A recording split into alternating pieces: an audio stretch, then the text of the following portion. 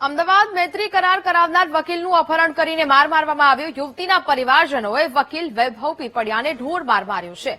આરોપીઓ bus station પાસે યુવક યુવતીને શોધવા જતા વકીલ નાસી છૂટ્યા હતા. વકીલની ફરિયાદના આધારે પોલીસે અજાણ્યા શખ્સો સામે ફરિયાદ દાખલ કરી છે. અપહરણકર્તાઓએ બીજા દિવસે મૈત્રી કરાર કરનાર યુવકની પણ સાવરકુંડલાના બાઢડા ગામે હત્યા કરી. સાવરકુંડલા તાલુકાના બાઢડા ગામના નિલેશ ચુડાસમાની માર મારીને હત્યા કરાઈ.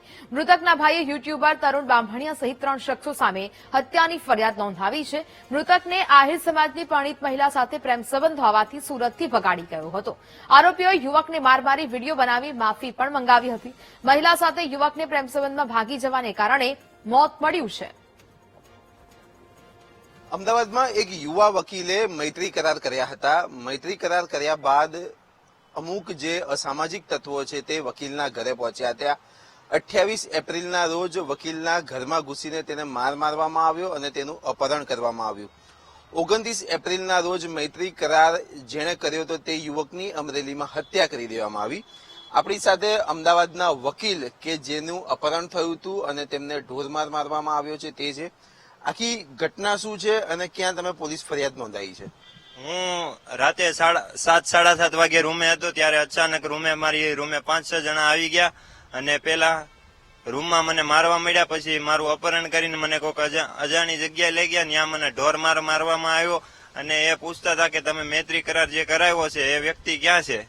અને ત્યારબાદ પછી ત્યાંથી એ ગીતા મંદિર લાવ્યા હતા. ત્યાંથી હું એમની નજર ચૂકવીને ભાગી ગયો અને મારા ફ્રેન્ડને ફોન કર્યો.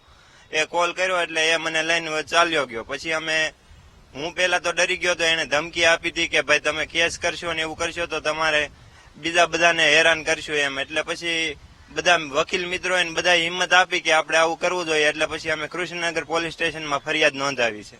તમે જે વ્યક્તિનો મૈત્રી કરાર કર્યો એ વ્યક્તિની શું દશા થઈ છે અત્યારે?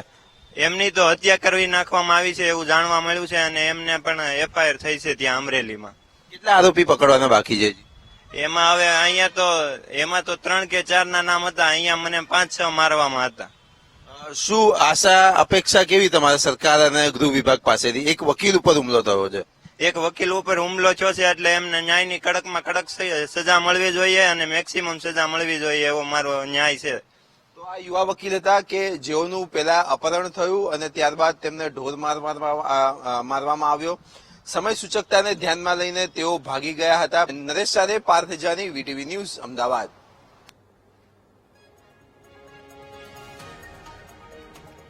તો આરોપીએ યુવકને માર મારી વિડીયો બનાવીને માફી પણ મંગાવી હતી. મહિલા સાથે યુવકને પ્રેમ સંબંધમાં ભાગી જવાને કારણે મોત મળ્યું છે.